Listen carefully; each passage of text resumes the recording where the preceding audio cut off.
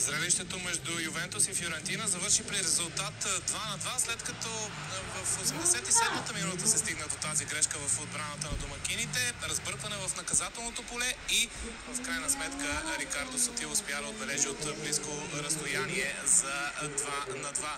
Страхотна работа от страна на виолетовете, които се бориха до края и в крайна сметка не загубиха, а от своя страна Ювентус постига 11-то си равенство от началото на кампанията.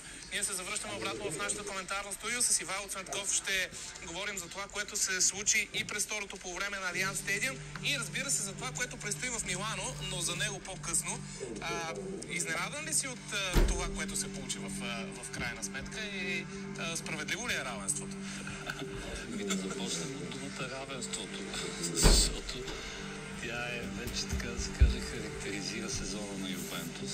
И сега, дали съм изненадан, по-скоро да, и веднага казвам защо. Защото имаше един период, и то след смените, които направи Палатино, някои от които ние дори с теб определихме като леко задачаващи, смисъл защо водиш Ясина Дли, след като ти е най-добрият футболист.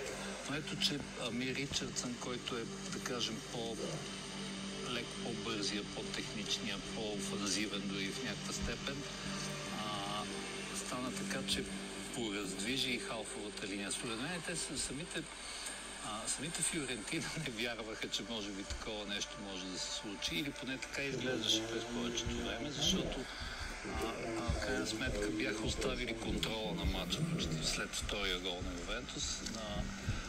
Контрола сякаш го бяха предали на домакините, но ето уж контрол и накрая какво се получава? Грешка в защита, и то наистина според мен нелепа грешка, защото не може топката да върви успоредно на гол линията толкова дълго и в крайна сметка през трима защитници да стигне до Сотил, който разбира се да отбележи, което пък ни дава и отговор на въпроса защо в крайна сметка Сотил изигра целия матч. Ето защо.